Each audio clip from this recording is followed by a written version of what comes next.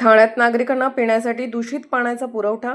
महापालिकेविरोधात ठाकरेंच्या शिवसेनेचे एकमेव नगरसेवक शहाजी कुसपे यांचा नागरिकांसोबत जनआक्रोश मोर्चा.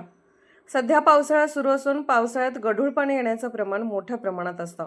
मात्र मागील अनेक दिवसांपासून ठाण्यातील संत ज्ञानेश्वर नगर, गंगाधर नगर मधील रहिवाशांना पिण्यासाठी गढूळ पाणी येत असून या विरोधात ठाकरेंच्या शिवसेनेचे एकमेव नगरसेवक शहाजी कुसपे यांनी नागरिकांसमवेत जनआक्रोश हंडा मोर्चा ज्ञानेश्वर नगर ते ठाणे महापालिका मुख्यालयापर्यंत काढला. यावेळी मोठ्या संख्येने महिला भर पावसात जनआक्रोश मोर्चात सहभागी झाल्या होत्या. मागील 25 वर्ष या प्रभागात धुरंधर नगरसेवक असताना पाण्याचा प्रश्न का सोडवला गेला नाही, असा सवाल यावेळी नगरसेवक शहाजी कुसपे यांनी विचारला.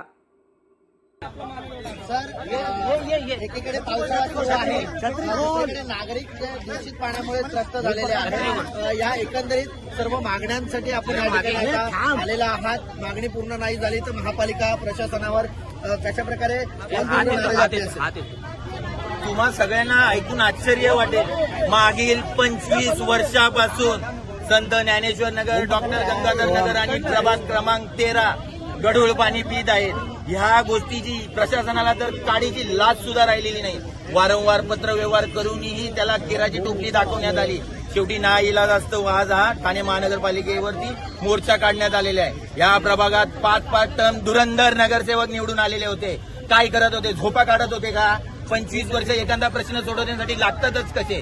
ही सर्वस्वी जबाबदारी ह्या मागील 25 वर्ष जे स्थानिक लोकप्रतिनिधी होते यांची जबाबदारी आणि त्यांचा हा निष्क्रियता आहे. मागील अनेक महिन्यांपासून जनता दरबार देखील सुरू आहे, मात्र जनतेचे प्रश्न सुटलेले दिसत नाही. जनता दरबार घेणाऱ्यांनी त्यांच्या प्रभागातले प्रश्न सोडवा, नंतर जनता दरबार घ्या. त्यांच्याबद्दल मला जास्त काय बोलायचं नाही. मुख्यमंत्री एकनाथ शिंदे आपल्या प्रभागामध्ये राहतात, त्यांच्याकडे देखील अशा प्रकारचं पाणी येतं का? शिंदे साहेबांच्या जर कानावर ही गोष्ट असती तर शिंदे साहेबांना हा प्रश्न सोडवण्यासाठी मोजून 15 मिनिटं लागली असती.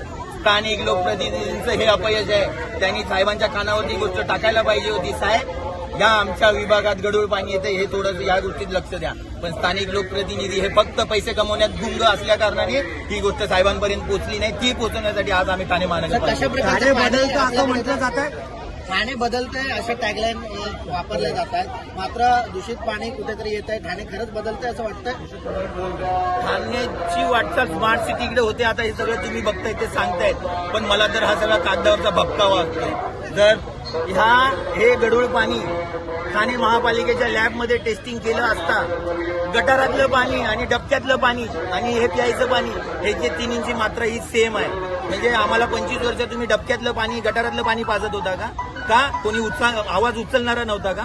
त्यामुळे आज हा सामान्य जनतेचा आणि हा कुठलाही पक्षाचा मोर्चा नाहीये. हा मोर्चा संत ज्ञानेश्वर नगर, डॉक्टर गंगाधर नगर आणि प्रभाग क्रमांक 13 मध्ये सर्वसामान्य लोक जी पाण्याने त्रासलेली आहेत त्या त्रासलेल्या लोकांचा मोर्चा आहे. ओके.